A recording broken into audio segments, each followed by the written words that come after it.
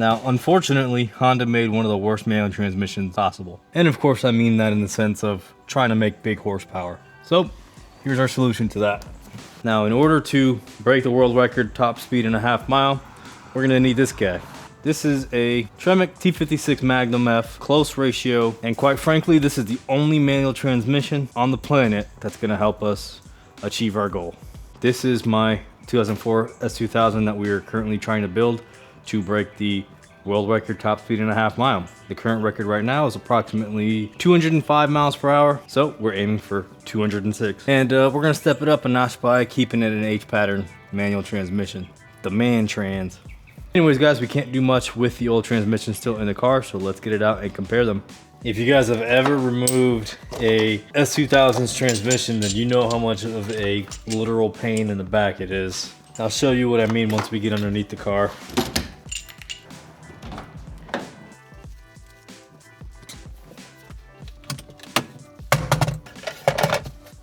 This is probably my second or third time removing this transmission, and I promise you, it doesn't get any easier.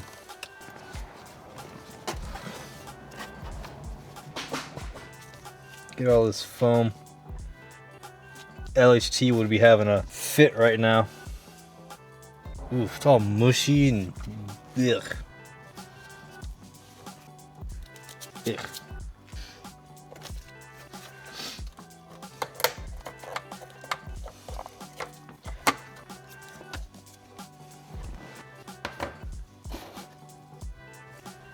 And nice, I just found a bolt down here that's not even inside the transmission.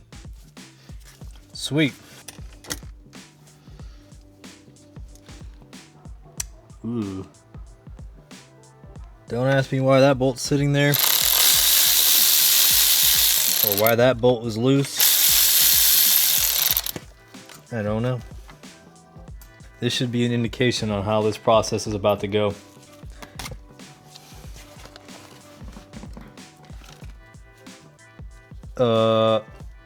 That's not the bolt. Bro, what? The pin came out of our fire extinguisher. There you go, guy. Stay in there.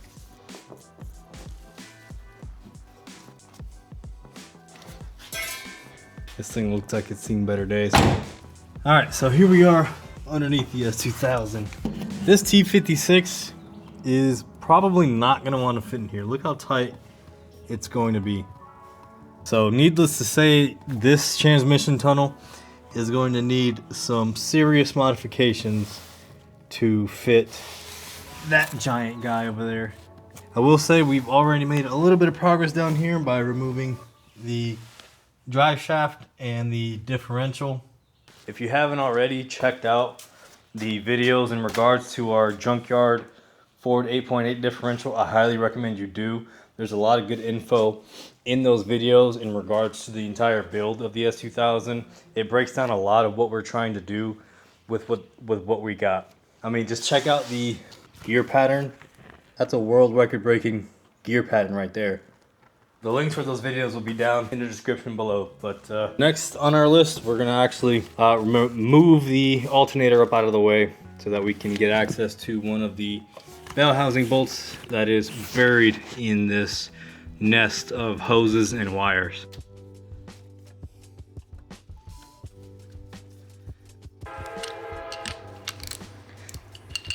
Told you guys, every time I film, that train shows up.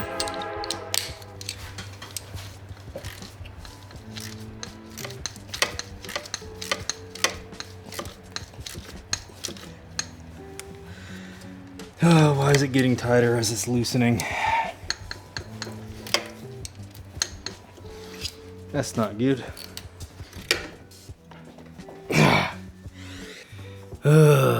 Guys, got the bolt out. Why am I like this? I think the whole bolt is crooked. Don't ask me how this happens. It's another thing that we're gonna have to figure out when the time comes.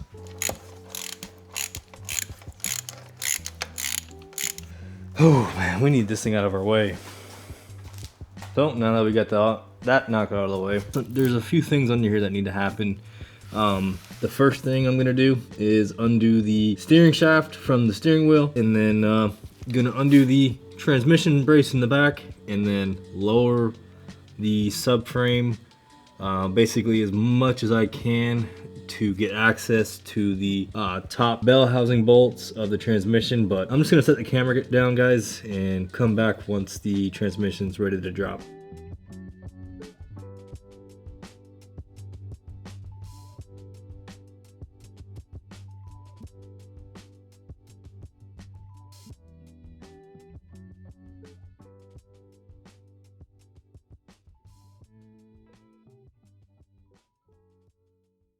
My arms are freaking itchy from the fiberglass and the titanium wrap. I'm about ready to call it. All right, guys, we got the subframe lowered, good amount on both sides. And literally all this work is simply just to access these top bell housing bolts. I don't know if you can see it from here. It's that bolt way in the back there with the red mark. There's two of them at the very top. Here, let me see if I can't squeeze you in there. Yep, those two right there. Oh man, S2000's transmission work freaking sucks, but we're almost out. We just gotta take the bell housing bolts out and the trans is ready to come down.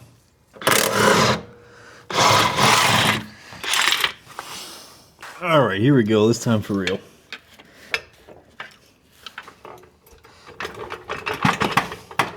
Oh man, I forgot to pull the freaking fork out. Ugh. There we go.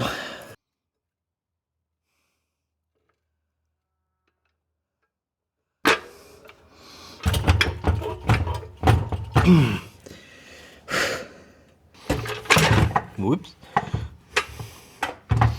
Since when do you want to lean that way?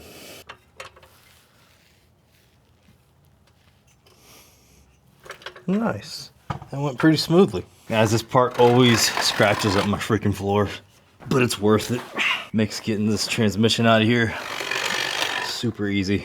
I mean, look at this. We're just dragging her along. Woo! Son of a biscuit. My arms are still itchy from the exhaust. All right. Went ahead and got the transmission out from underneath the car. Kind of want to put it next to the T56 over there. So keep in mind, the stock transmission is still full of fluid. We never drained it or anything like that. And let's grab the T56 here. Now it is still missing the bell housing, so it's not going to be a one-to-one comparison. There's still a pretty dang big bell housing in this box that we still need to throw on. So,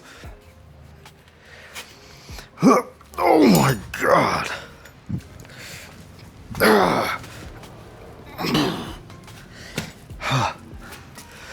Oh my god. And that's the T56 easily weighs a solid 50 pounds over the stock unit. I'm pretty sure this one doesn't even have the fluid in it. So here's the tail end of the OEM S2000 transmission. As you see, it's pretty dang long, but it's very narrow. Then we go over to this guy, and again, we're still missing the big half of the T56, the bell housing. It's not on there yet, but like, this guy is freaking beefy.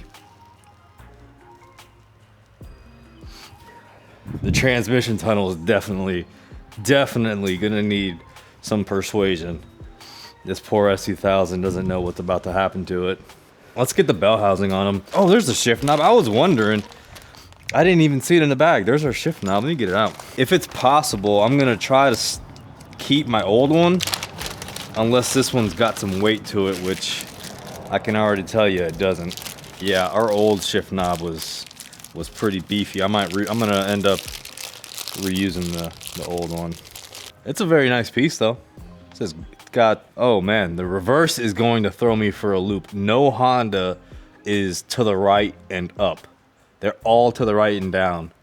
It's gonna take me a while to get actually used to it. Because remember guys, I'm still gonna drive this thing on the street, assuming this all goes well. But look, you even got the Granis Racing etched on it. It's a nice piece. As far, oh, well, I mean, you could hear how solid it was. Thankfully, we didn't take the plastic off of it. Here's our old one that came off of our transmission originally. There's nothing to it, no etching on it. I believe this is a Renegade shifter. This thing weighs a solid pound, if not more, and it's countersunk, so it sits really, really low for more direct shifts, which is really nice. If you don't have one of these, highly, highly, highly recommend one. Whoops. Oh my God. Here's the bell housing that we're gonna end up throwing on the T56. It is absolutely massive. This thing weighs a good bit already on its own. I'm probably gonna end up throwing this on the car first, on like the back of the block, before I put it on the transmission. But just for mock-up's sake, I want to see what it looks like on the transmission. Oh yeah, told you guys, there's no fluid in there. There's a tag right here to prove it. No oil in transmission. This thing is already a solid 20, I don't even know. I would say probably more than 20 pounds heavier than the stock unit. And it doesn't have oil in it or a bell housing attached to it. Honestly, I think installing the bell housing to the block will make this transmission install a little bit easier, since the transmission's got 2 dowel pins. We'll see how that goes. We'll get there when we get there. Let's see, where did those dowels go? All right. Oh my gosh. Check it out with a freaking bell housing on it now.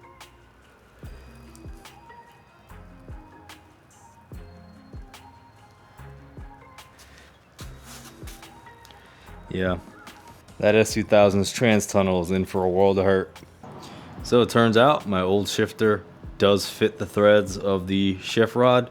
I want to throw it on there and see how it feels when you shift it. Guys, this is sweet. Oh my goodness. It's not as, I don't know what the proper term would be. It's definitely direct. I mean, a misshift in this is going to be pretty hard, and the throws are arguably about the same as they were in the stock unit.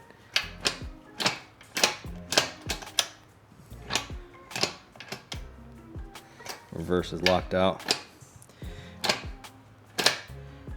Guys, this is like a real race car transmission right here. This is sweet. I can't say if it's better or worse than the OEM Hondas, but it's definitely a comparable transmission, and it just so happens to hold as much torque as we'd ever throw at it. So I went ahead and installed the stock shifter, guys, and I gotta say, it's not even a comparison between the two. I mean, check it out. That's neutral. It's just effortless. The transmission's not trying to roll over on its side or nothing. No, I mean, yeah, there's no comparison between the two. I mean, we all know the S2000 has probably one of the best shifters on the planet. It's just so easy and effortless, where for the T56, I mean, I gotta use both hands just to shake the neutral. I mean, obviously it's not flush or sitting flat, but even still, it actually requires some force. The gears are nice, don't get me wrong, it's very direct, and for a racing application, the T56 feels better. It feels like you're banging gears, you know what I mean? Where the S2000 is just like elegant and, you know, just a great daily and for a naturally aspirated car. But yeah, the T56 is nice, and strong, it's sturdy. You can feel that it's rated for the 1,000 wheel that it's about to have going through it. Just not as nice and subtle as the OEM, but Anyways, guys, that's gonna do it for this one. Thank you for watching. Stay tuned for the next video where we are going to be basically dressing up the T56 to get ready to go into the car. The car needs some modifications and all that stuff. So if you want to see that, be sure to subscribe. And that's gonna do it for this one. I'll catch you guys in the next one. Peace.